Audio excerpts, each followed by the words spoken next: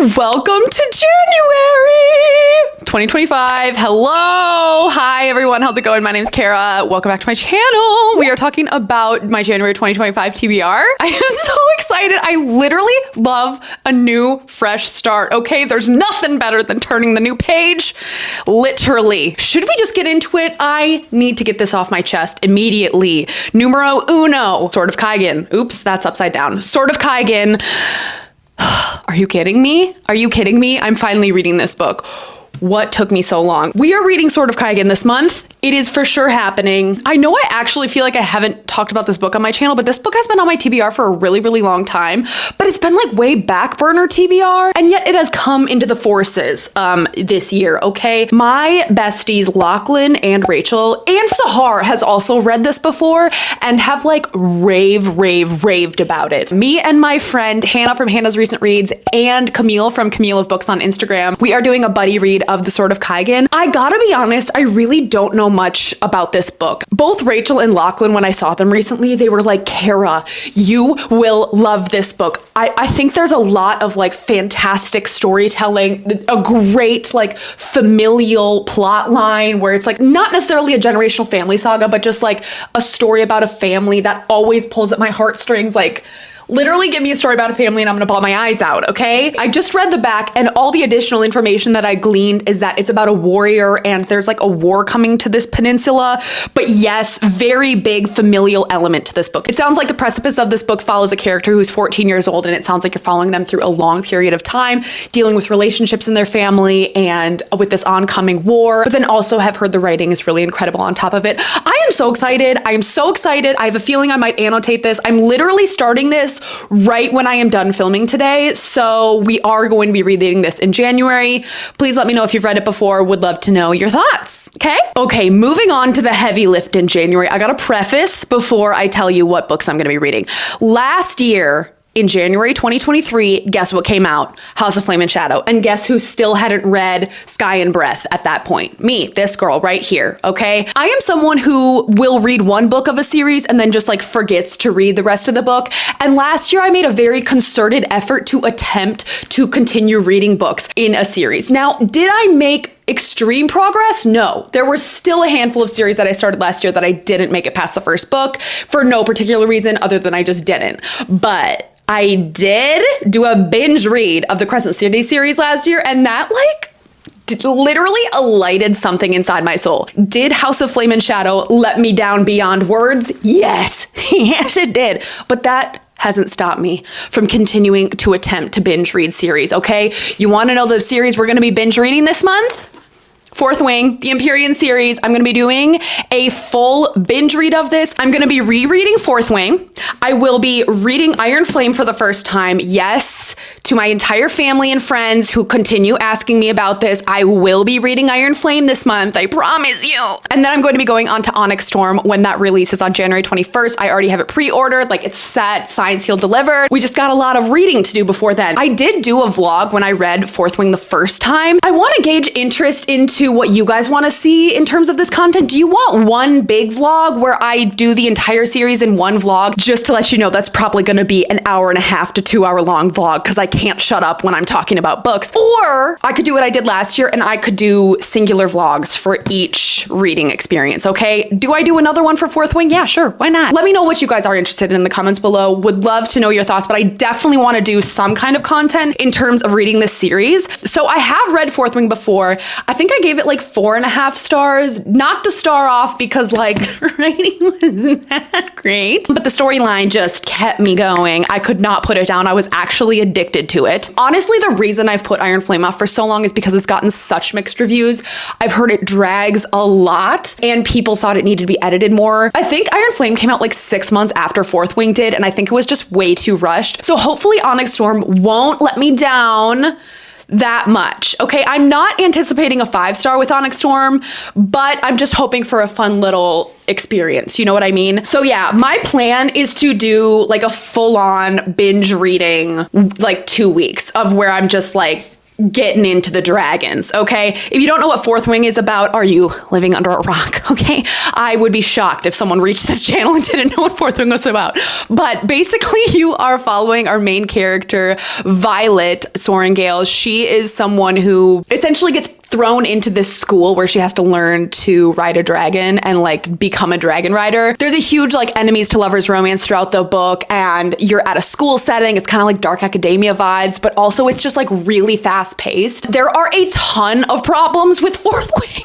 Like writing wise, like one of my friends read it and he pointed out, yes, a male read it, that there was a stopwatch used at some point during this book, but like this world doesn't have like electronics or electricity. So like inconsistencies, okay? But it doesn't take away from the fact that this is literally so addictive. Okay, I think I've been talking about this for way too long. Yeah, we're doing Fourth Wing, we're doing Iron Flame, we're doing Onyx Storm. I did pre-order the special edition for Onyx Storm. Of course I did. Part of me like kind of wants to make it a tradition to binge read a series in January, because January in the Midwest is like freezing cold and like I lose all hope. But doing that binge reading last year like made my January such a more enjoyable experience. So I'm kind of thinking maybe I make this a theme. Like, what should I do next year? I don't even know. Literally, I can't even think of a series off the top of my head that I haven't read. Actually, there's so many. So maybe just let me know which one you want to see next year. Okay? That would be a fun little thing to try. Speaking of trilogies I haven't read yet, but don't want to put off for another year, the Mistborn trilogy is next up. I got this on audio. If you are unaware, if you have not been on my channel over the last month, I am deep in the depths of the Cosmere, okay? The Cosmere has completely taken over my body, and I don't want to do anything else in 2025, literally except to read the Cosmere, okay? If you don't know, the Cosmere is Brandon Sanderson's epic fantasy universe. There's a lot of crossover between various planets and different worlds, and it's literally just like some of the best storytelling and fantasy I've ever experienced in my life. It's amazing, but I have not read the entirety of the Mistborn trilogy. So I reread Way of Kings and Words of Radiance in December, which are the first two series in Stormlight. But in order to really take advantage of the crossover elements of the Cosmere, I should read Mistborn before I continue on with my reread of Oathbringer, etc., into the rest of the Stormlight archive. So if you don't know what Mistborn is about, this is generally Brandon Sanderson's, like, this is where you should start if you're gonna read Brandon Sanderson. Mistborn is his kind of like first fantasy trilogy. It is based around a world where metals give people magical powers, essentially. Like, they are able to use metals to attract certain things, to push themselves against certain walls. Like, they're able to use metals almost like gravity a little bit. This is kind of hard to explain, but they can use metal to like make forces work in different ways. Like, you can like make something fly if you have like a certain metal in your hand or something like that. But you're following our main character, Vin, who gets involved in a heist to overthrow the government. The government is like very corrupt in this world, and it's like a classic medieval fantasy world, but she gets involved with like a kind of like group of thieves and like people who are, you know, on the underside of society, and they basically form a plot to overthrow the government. And it's really interesting. It is a really fun ride. The heist plot line is fantastic, and it's very well done. I've read this before, but it's been 4 years or so I want to reread it before I go into the rest of the trilogy. Okay, so this TBR is kind of short because that Fourth Wing series is going to take me a long time to read, and as a slow reader, all of that is probably going to be enough for 1 month, you know? Like, that's probably a total of 3,000 plus pages in 1 month. That is a high bar for me to read. I'm a slow reader, okay? But I do have one additional book if for some reason I'm not feeling those books at the time or I want something different. My next book that I'm interested in reading in January, and again, this is kind of like a want to read, not 100% sure I'm going to be reading it, is Beautyland by Marie-Helene Bertino. My partner, Reed, just picked this up yesterday from a bookstore, and he's the one who introduced me to it. I honestly don't know a ton about it, but like, okay, the cover is sweet. First of all, so cool. The basic premise of what I know about this book is that there was an alien born unto Earth, and this alien identifies as a female gender. Okay, so she has she pronouns. She is the only alien that is born onto Earth, and she realizes that she can communicate with her alien ancestors through a fax machine. It's giving E.T., and I must tell you, I was terrified of E.T. as a child. Like, actually, that was my biggest nightmare, was E.T. Is this a good book for me to read? Maybe not.